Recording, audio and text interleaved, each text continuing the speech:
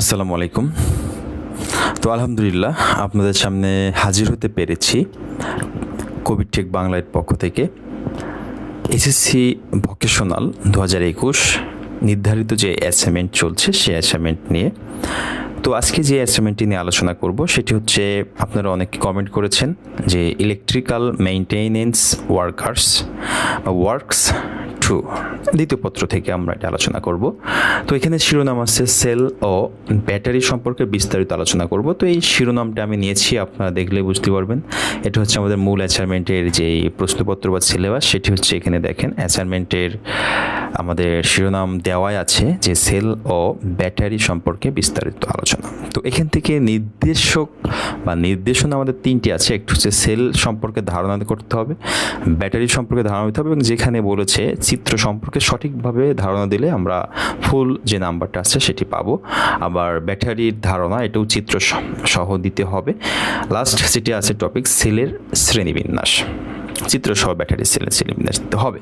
প্রিয় শিক্ষার্থীবৃন্দ, আমরা অ্যান্সারে চলে যাব।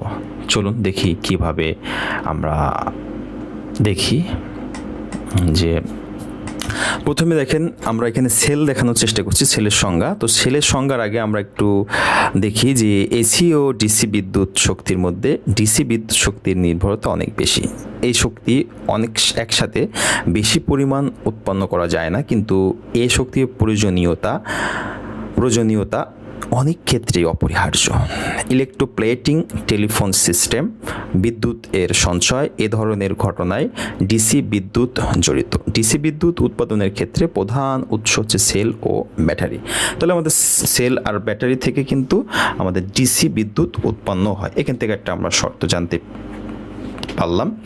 আরেকটা বিষয় যেটা আমরা দেখব, কোষ কাকে বলে, এখান থেকে লেখার চেষ্টা করব। এই যে দেখতে পাচ্ছেন আপনারা, যে যন্ত্রের সাহায্যে রাসায়নিক শক্তি থেকে নিরবচ্ছিন্নভাবে বিদ্যুৎ প্রবাহ পাওয়া যায় তাকে বৈদ্যুতিক সেল বা বৈদ্যুতিক কোষ বলে।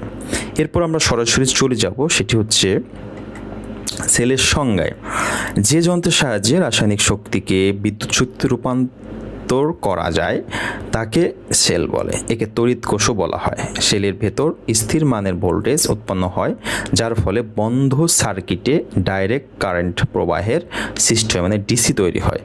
এ কাজের জন্য অপরিহার্য পাত্রের মধ্যে ভিন্নধর্মী দুইটি ধাতব পাত ও রাসায়নিক পদার্থ রাখলে রাসায়নিক বিক্রিয়ার ফলে ভোল্টেজ উৎপন্ন হয়। লোড সংযুক্ত করে সার্কিটের আবদ্ধ অবস্থায় বিদ্যুৎ প্রবাহিত হয়। সেলে উৎপন্ন ভোল্টেজ সেলের ইলেকট্রোডের আয়তনের উপর নির্ভর করে না, উহার উপাদান বা অ্যাক্টিভ পদার্থের পরিমাণ ও গুণাগুণের উপর নির্ভর করে। আর তড়িৎ প্রবাহের পরিমাণ উহার উপাদানের পরিমাণ ও গুণাগুণের উপর নির্ভর করে। এরপর আমরা সেলের উপাদানসমূহ দেখব। যেহেতু আমাদের সেল সম্পর্কে সঠিক ধারণা দিতে বলেছে, চিত্রসহ দেখছি যে সেলের এখানে উপাদান আছে যে পজিটিভ পাত বা ইলেকট্রোড ও নেগেটিভ পাত বা নেগেটিভ ইলেকট্রোড, এই রাসায়নিক পদার্থ বা ইলেকট্রোলাইট। এখান থেকে সেলের এটা আমরা জানি, এটা প্রতীক সেল, এই চিহ্ন দ্বারা সেলকে বোঝানো হয়। আর একটা সেলের একটি গঠন দেখতেছি যেটাকে আমরা ব্যাটারি বলি, শুষ্ক কোষের মতো। এটা একটি গঠন আছে। এই চিত্রটা আপনারা অবশ্যই আঁকিয়ে দিবেন। তারপর হচ্ছে চলে আসতেছি ব্যাটারির সংজ্ঞা। কতগুলো তড়িৎ কোষ বা সেল এর সংযোগকে ব্যাটারি বলে। মানে একটা ব্যাটারির ভিতরে অনেকগুলো তড়িৎ কোষ থাকতে পারে। আর আমরা এর আগে যেই পড়ে আসলাম সেলের কিন্তু একটি মাত্রই মানে সিস্টেম থাকে। আর এই সেলের অধিকাংশ সিস্টেম মিলে এখানে আমাদের কী হয়েছে, অনেক সিস্টেম নিয়ে ব্যাটারি তৈরি হয়েছে। সাধারণভাবে প্রতিটি ড্রাই সেলে 1.5 ভোল্ট, লিড অ্যাসিড সেলে 2.2 ভোল্ট উৎপন্ন হয় এবং উৎপাদিত শক্তির পরিমাণ সীমিত। নিচে ব্যাটারির প্রতীক ও গঠন দেখানো হলো। এটা হচ্ছে আমাদের ব্যাটারির একটি চিত্র। এখানে চিহ্নিত চিত্র তোমরা আঁকানোর চেষ্টা করবে। আর এই পাশে হচ্ছে ব্যাটারির প্রতীক, এটা দ্বারা বোঝায় ভোল্টেজ বা কারেন্টের পরিমাণ বা উভয় বৃদ্ধির জন্য প্রয়োজনীয় সংখ্যক সেলের সংযোগ করে ব্যাটারি তৈরি করা হয়। ভোল্টেজ বৃদ্ধি করতে সেলের সিরিজ সংযোগ, কারেন্ট বৃদ্ধিতে প্যারালাল সংযোগ এবং ভোল্টেজ কারেন্টের বৃদ্ধিতে মিশ্র সংযোগ করা হয়। সংযুক্ত সেলের পরিমাণ লোডের চাহিদার উপরে নির্ভর করে। এরপর আমরা যেটা দেখবো সেটা হচ্ছে সেলের শ্রেণী বিভাগ। সেলকে দুই ভাগে ভাগ করা হয়েছে, একটা হচ্ছে প্রাইমারি সেল আর একটা হচ্ছে সেকেন্ডারি সেল। প্রাইমারি বা মুখ্য সেল, সেকেন্ডারি বা গৌণ সেল। এখন আমরা এই প্রাইমারি সেল সম্পর্কে একটু আলোচনা করব। যে প্রাইমারি সেল, যে সেল বা বিদ্যুৎ কোষ এর শক্তি একবার শেষ হলে চার্জ করে পুনরায় ব্যবহার করা যায় না, তাকে বলা হয় প্রাইমারি সেল বা মুখ্য সেল। যেমন উদাহরণ দিবেন দু একটা, যেমন লেকনেক্স cell, Daniell cell, dry cell ইত্যাদি প্রাইমারি সেলের অন্তর্ভুক্ত। এ ধরনের সেলের ব্যবহার সীমিত। প্রাইমারি সেলের রাসায়নিক পদার্থগুলো ক্রিয়া বন্ধ হয়ে গেলে বিদ্যুৎ প্রবাহ বন্ধ হয়ে যায়, তখন সে সেল আর ব্যবহার করা যায় না।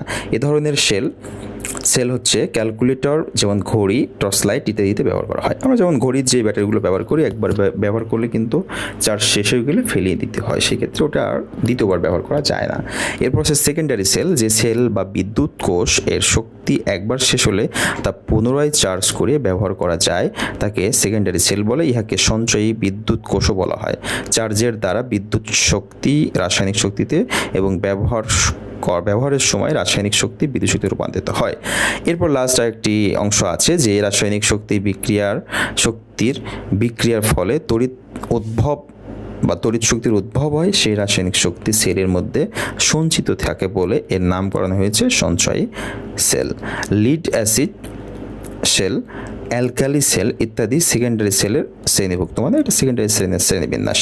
বর্তমানে সেকেন্ডারি সেল ব্যাপকভাবে ব্যবহৃত হচ্ছে, যেমন মোটর গাড়ি চালু করতে, সাবস্টেশনের নিয়ন্ত্রণ কাজে, রেলের সিগন্যালে, টেলিফোন এক্সচেঞ্জে, যানবাহন চালনা ইত্যাদি ক্ষেত্রে ইহা ব্যবহৃত হয়। এ ধরনের সেকেন্ডারি সেল হতে প্রায় একই রকম ভোল্টেজ ও বিদ্যুৎ সরবরাহ পাওয়া যায়। প্রিয় শিক্ষার্থীবৃন্দ, এটি হচ্ছে তোমাদের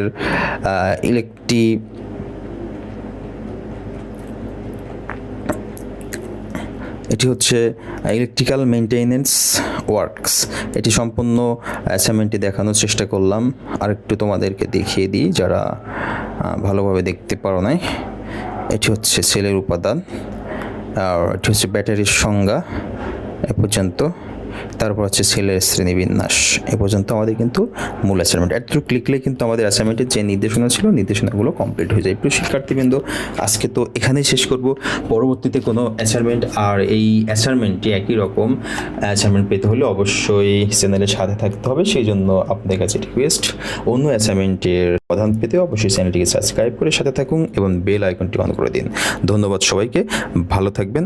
আসসালামু আলাইকুম।